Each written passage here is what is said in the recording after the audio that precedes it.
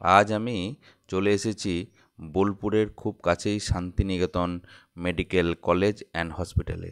এই হলো Bolpur Shantiniketan medical college and হসপিটালের বাস স্ট্যান্ড। এটি প্রবেশের রাস্তা, যেটা আপনারা দেখছেন। এটি হলো গেট, শান্তিনিকেতন মেডিকেল কলেজে প্রবেশের পথ। এই পথ দিয়ে শান্তিনিকেতন মেডিকেল কলেজে প্রবেশ করতে হবে।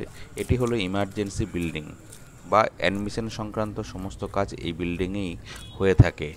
এই বিল্ডিংয়েই আইসিইউ বা ইন্টেনসিভ কেয়ার ইউনিট রয়েছে।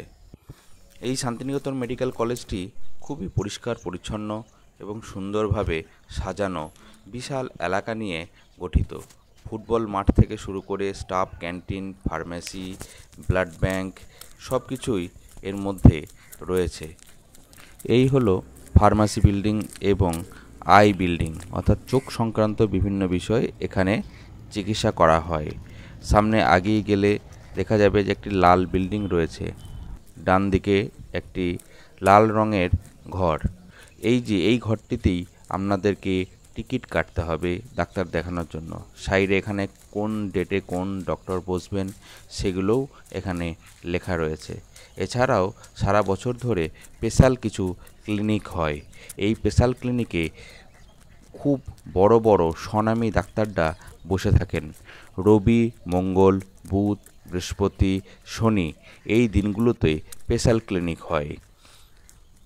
রবিবারে অঙ্কোলজি বা ক্যান্সার বিশেষজ্ঞ বসেন, মঙ্গলবার কার্ডিওলজি, বুধবার গাইনোকোলজি এবং চাইল্ড, বৃহস্পতিবার নিউরো বা নার্ভের ডাক্তার এবং গ্যাস্ট্রো বা পেটের বিভিন্ন সমস্যার ডাক্তার বসে থাকেন।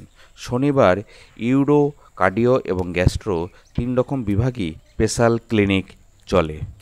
প্রত্যেক বুধবার এখানে বর্ধমানের বিখ্যাত শিশু চিকিৎসক ডক্টর অশোক কুমার দত্ত চেম্বার করেন। ওনাকে দেখাতে গেলে খুব ভোর থেকে আউটডোরে লাইন দিয়ে টিকিট সংগ্রহ করতে হবে। উনি 20 থেকে 30টির বেশি পেশেন্ট দেখেন না এবং উনি খুবই স্বনামী একজন বাচ্চাদের চিকিৎসক। তাই ওনাকে দেখাতে গেলে প্রত্যেক বুধবার ভোর ভোর ভোর লাইন দিয়ে টিকিট সংগ্রহের ব্যবস্থা করতে হবে। এছাড়াও অন্যান্য বিভাগের স্পেশাল ক্লিনিকে যে ডাক্তারবাবুরা বসেন তারাও খুবই স্বনামী এবং বিখ্যাত ডাক্তার। আজকের ভিডিওটা এখানেই শেষ করলাম। যদি ভিডিওটি ভালো লাগে লাইক, শেয়ার এবং সাবস্ক্রাইব করে রাখুন।